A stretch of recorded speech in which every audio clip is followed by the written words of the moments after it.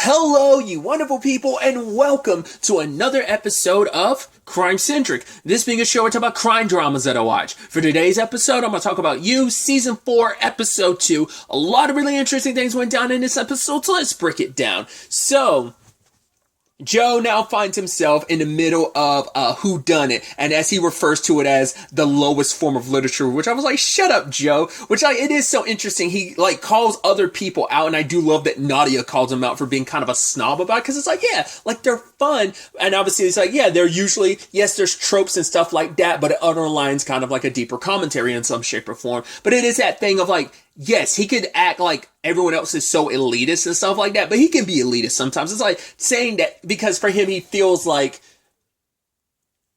whodunits are so cliche and formulaic. Or who cares? They're fun. I love me a good whodunit, So, and that's what, and I think it's also super meta considering, yes, he doesn't like them in this entire season, or at least this first chunk of it. Once again, we don't know if the entire season's going to be built around it, but it turned into a whodunit.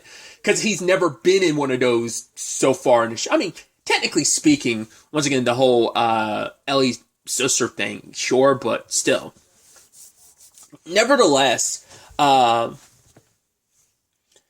as I was bringing up Nadia, I love that she has to be the one to kind of crack it open for him, because it's like, all right, so this is typically what will, because she knows whodunits enough to be like, all right, so this is what you probably need, because he's using the cliche excuse of, oh, I'm trying to write a murder mystery novel type of thing. And so she kind of lays out the groundwork of well, who's most likely a suspect, this and that. Even kind of going as far as oh, your number one suspect tends to end up being the second victim, which is oh, when you actually think about it, it's like, oh yeah, that typically ends up being, and it's oh, you think it's this person until that person ends up dead, and you're like, huh. I mean, sometimes it can always be, because everyone's going to add their little twist to it, where it's it's easy to cover up in a whodunit if you make yourself one of the victims. I don't think that happened this episode with Simon, jumping ahead a little bit. Obviously, that didn't happen. But I think that is something we're going to have to be on the lookout for, because there's a good chance that someone is going to try and, make themselves seem like, hey, because they also made a joke of oh yeah, maybe Simon did it to himself later on, his quote-unquote friends. So I think that could be a situation where that could be foreshadowing something later on, where someone makes themselves oh, there's no body to be found, but it seems like a murder happened, or maybe a piece of a... Well, because it is interesting that if you notice that there are pieces of the bodies missing later on, because it's I completely forgot about the fact that Simon, his ear was taken off. Last episode, Malcolm lost his finger. So it could be someone laying the groundwork of, here's some dismembered body parts to set up the fact is oh my God, I was killed and I was dismembered and maybe I was burnt, and all that's left is this burnt ear or this burnt finger that kind of make it seem the body was mangled or destroyed beyond being able to kind of identify. Because you'd have to be careful with obviously a fingerprint, right? But I feel not unless this is foreshadowing groundwork, like I said, one of your suspects making themselves seem like a victim will remove them from the suspect list. So I don't believe it's happened yet, because obviously Malcolm did get cut to pieces and and dumped by Joe, and Simon is super dead. So that's where my mindset is on that. So but Joe initially was thinking it was he was thinking right, whoever this is trying to get to him has to be someone close enough in that regard, and he thought it was Elliot. But Elliot's dude, I don't know what you're mixed up in. I'm sorry that you already screwed up with this new life you had, so now you're making me have to destroy this perfectly good phone. So it's all right, so probably don't have to. So I don't know if that's the last time we're going to see Elliot. Once again, we don't know if that whole Ray finding out about him still being alive thing is going to come back in some shape or form. Not less Ray hires someone to kill Elliot for not killing Joe. Like I said, we'll have to wait and see later on down the road. But I love that Joe is trying to get close to this group, especially because Phoebe likes him, because for whatever he said in his drunken haze, it was really good advice and she really likes him. So it's okay, something what did I say? What did I say that was such good advice? And now I'm almost wondering, was it something super profound, or was it something so simple that later on he's going to be wait, I said that's all it was, and she acted like that was greatest advice ever. I'm assuming it stems from something where he kind of opened up about everything he was dealing with Marianne. Maybe opened up a little bit more about his childhood trauma and stuff like that. I feel like it has to be something like along those lines. I'm leaning more Marianne, but we'll ultimately have to wait and see. Because it definitely seems like there might be issues with Adam. I don't know. We'll have to see, but Kate still super doesn't like him, and especially later on, even going as far as saying like, "Oh, you're hollow, you're pretending." I know a grifter when I see one. It's like, yes, he is pretending, but it's also his way to get away from all his heartache. But he's trying to pretend to like this is who I am. But it's like I didn't ask to be a part of your circle. I got drawn in. I didn't. I think that's also but I think maybe Kate's just a little bit more on the defensive, maybe because there's something in her life that makes her, like, especially maybe the group that she's surrounded by, like this quote-unquote friend group is just, and it, because even Adam goes as far as calling her, like, ice cold and stuff like that, and then Phoebe's like, come on, and he's like, yeah, like her obviously warm personality. So it's like, she's only a part of that group because of, like, connections with Simon. They work together. Like, I think she runs the art gallery, and his work brings in a lot of people. Obviously, her and Phoebe are friends. Because a lot of Phoebe's group stems from, like, people she kind of knew back in the day from school. Because Adam's kind of outside of that, just because him and, like, the reason why he was brought in is because, well, he comes from the family he does, but also that, because he was also kind of the screw up in the family, but now he cleaned up his act the moment he got with Phoebe, so, and obviously, like, he was at the top of Joe's suspect list, because Joe ended up having to, realize that he wasn't utilizing his own strengths. Because it's like, right, every detective in these stories kind of have like their own shtick, and it's like, yes, Joe's thing is that he's very observant, and I love how he pitches it like that, like, oh, I'm super observant. I was like, no, I'm really good at being a stalker, and like, once again, he can be self-aware sometimes, but it's also his self-awareness can only go to some extent without him fully recognizing, like, you know, because hey, he's a stalker being stalked now, so, but either way. He tried to go after Adam because he's thinking like Adam fit the bill, especially because he found Malcolm's book with all these names and stuff. Now, with all of that, like we know, like he referenced Adam, and he also referenced like obviously there's horse racing, so he's gambling. My immediate thought was, I think Malcolm was going to blackmail, because his later thought was, oh, Malcolm was blackmailing Simon. I think Malcolm was gathering dirt on everyone in that friend group. Like, either he was doing it for Kate's sake, or he was just doing it in his own because he was like, well, we know that group didn't really like Malcolm. You know, they only accepted him in the group because of Kate. So I'm thinking Malcolm got dirt on every single one. Like, I think that book, I don't know. We didn't extensively get to look through it, but part of me wonders, had he started gathering dirt on everyone in the group, or did he, like, everything in that book that Joe currently has is dirt on everyone in the group that's kind of written in a certain code that only he would understand. Like, he references Adam, but he was more so referencing he was more so referencing some like thing he was in. It was, I don't know if it was like a play or he was like the model for like a piece of that Simon made or something like that. I think that's what he kind of referenced. And there's also a person in the group, the dude I couldn't think of last episode, who didn't really talk much. The thing he's known for is like, yeah, like they told me like his name and told him he's the horse guy. He's like, I don't even know what that means. So I guess a lot of that horse racing stuff is kind of connected to that, but it also seems like maybe Malcolm also did have a gambling issue. So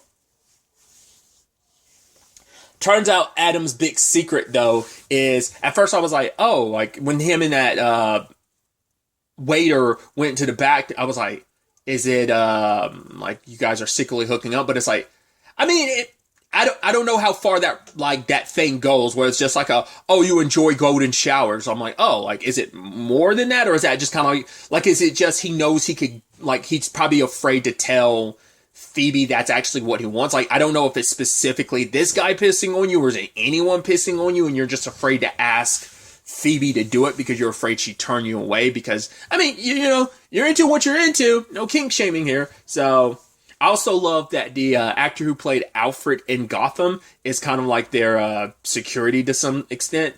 And so he catches Joe, and Joe's like, yeah, I'm writing a book on like the rich and how they think they're better than us. It's like, oh, you're going to have to write like 10 fucking novels for that. He's like, yeah, I will. And takes the money. Luckily, Joe had that money he had taken from Malcolm, which he was like, oh yeah, this is my payment for my detective work. So the security guy ends up taking it on his own and is like, yeah, kind of forget what you saw here. So he has to, at least he probably knows like Phoebe's dark secrets and he knows Adam's, but it's like he's probably paid well enough to kind of look the other way. So part of me was almost wondering too, had Joe gotten a little complacent in his life and so his skills weren't, I mean, to be fair, like that's also the thing you're gonna have to be watchful for now. It's like this guy is gonna be around, so your skulking, your stalking isn't gonna, you're gonna have to be on top of your game because you have to watch out for this guy now too. So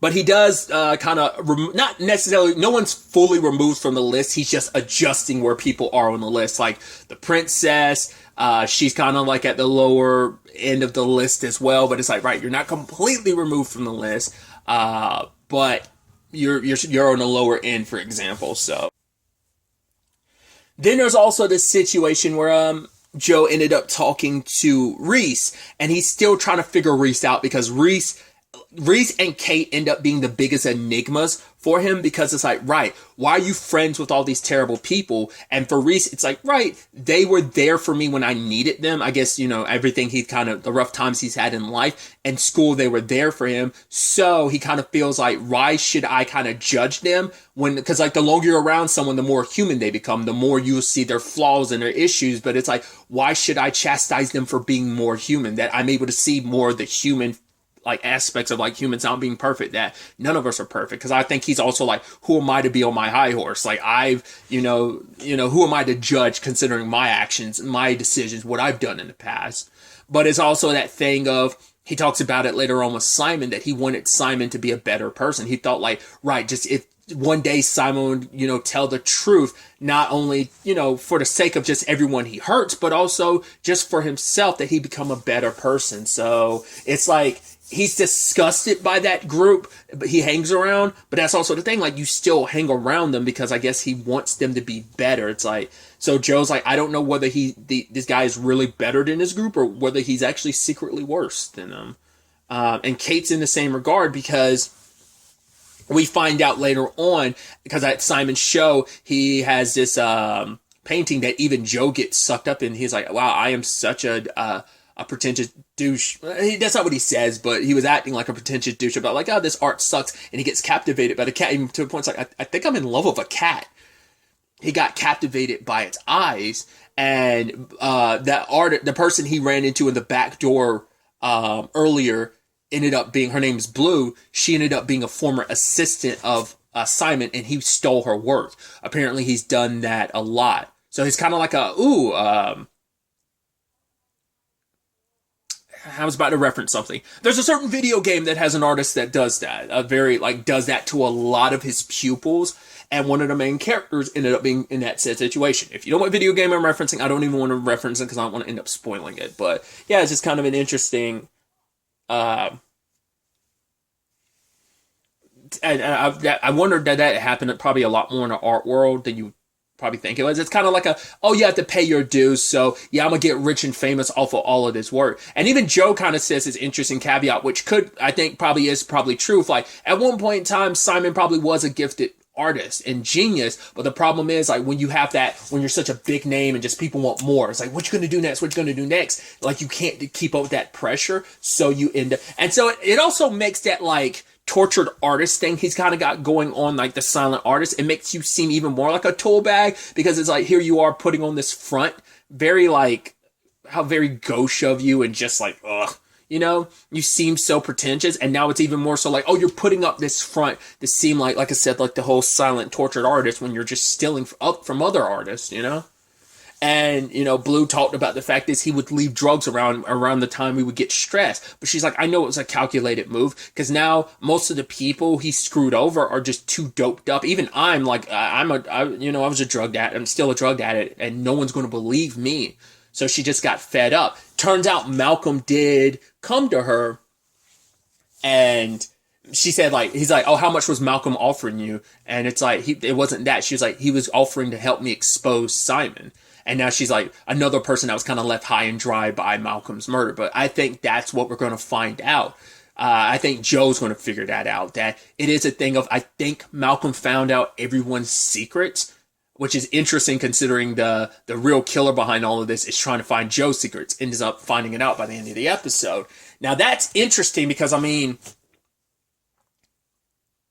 I wonder how they did manage to find all that out. Because you'd have to, like, probably, like, because Joe avoids, like, social media. He always has. I mean, except for when he's stalking people on it, but his own social media. So it's like whoever it was did a deep, deep dive into Joe, which I'm like, interesting. Like, there must be like, not unless someone took fractions of pictures that were taken, because we know he went to Simon's show and there was someone that kind of specifically looked at him and was like, oh, you seemed interesting, and was about to take a picture of him, but he turned at the last second. It could be a thing of someone pieced together all these different pictures of him and then ended up deep diving into him.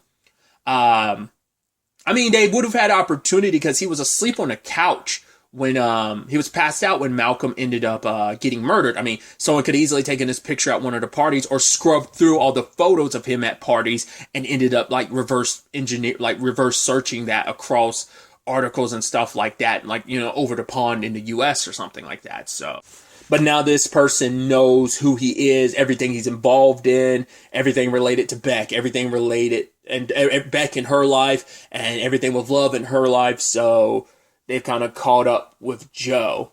I am curious, did Simon actually feel any regret? Because as we saw, he went into like that room afterwards, like when Joe was having that monologue of like, right, maybe you were a gifted artist at one point in time, but just couldn't keep up with the demand. We do see him getting high. Just could be the artist side of things, or maybe he was stressed because like, right, his entire life was going to start crumbling around him, or, you know, or maybe maybe he kind of had to face reality of what he had done, what he had stolen from other people, and maybe that had started kind of wearing on him. But then you also have like Joe listening in later on to Kate, who's talking to Blue. It's like, right, you had nothing to hide, you weren't there, like, we were the last people to see you, so there's no way you can be involved. And it's also like, right, I'm giving you an opportunity, so don't screw it up. So it's like, Joe, once again, Joe's like, why you act like such a, like you're one of them, like why you kind of act like such a cold-hearted person when in actuality you aren't. Like I said, I think there's some part of her, like whether it's some past trauma or whatever, or maybe it's something related to this group, that she has to keep up that front because that's the only way she knows how to survive. So, because it's like, right, if you show people kind of who you really are, maybe people, you know, especially in this group, will take advantage of it and see it as weakness. I mean, Simon was murdered, and they're even joking like, oh, maybe he did himself, cutting off his own ear, Van Gogh style. It's like, oh, whatever, ha ha ha, joking, and that's what made Reese want to leave the room. It's like, your friend was just murdered. And like Adam at least is keeping up the front of like, yeah, it sucks, like regardless of it all, because it's like, hey, like Simon was someone who was a friend of Phoebe's, like, so he was just kind of someone they were all okay with only because of Phoebe. Because even Joe learned that Phoebe's name carries a lot of weight. They're like, cause when he first showed up for a fitting for the suit or whatever, they're like, oh, what are you, ha ha ha. He's like, yeah, Phoebe sent me, and all of them kind of shut their mouths in that moment. Obviously, we find out that also Simon's sister's a bit of a wreck after all of this, understandably so. So it's interesting what's going on that front. There's also, I didn't talk about this, I meant to bring this up earlier, was the whole Nadia of it all. It definitely feels like they're kind of creating a very similar dynamic with between him and Nadia, like him and Ellie. Like they really ended up hitting it off. So I think that's kind of an interesting dynamic they're kind of recreating. Hopefully it doesn't end up in kind of the tragic circumstances it did then. I mean, granted, Ellie's still alive and out there, but still, you know, a lot of tragedy found its way in her life, so hopefully the same doesn't happen in Nadia. But it's like, yeah, also apparently Malcolm was going to read her, like, writings, but it's like Joe being like, I can check over them. Fact of the matter is, you're already a writer, you don't need me or Malcolm to kind of give you some blessing or go ahead. It's like, it's already in you, that's who you are. So I love that. It's like, yeah, you're pretty cool for a millennial. It's like, yeah, that is kind of interesting that can be saying millennial like that could sound so derogatory. Of like, oh my God, ugh. It's like, okay, boomer. It's like, okay, millennial. Like, you know, Gen Z's kind of got that perspective on things, and it's just like, ugh. But yeah, now the killer, like circling back, the killer now knows a lot about Joe. Now knows all there is to know about him, and now he's still super in the dark, back to square one on trying to figure out who this killer is, and once again, why they're taking these particular body part trophies. I threw out my theory. I'm very interested to find out whether I'm in the same ballpark or completely wrong. We'll ultimately have to wait to see where all of this ends up taking us going forward into the next episode.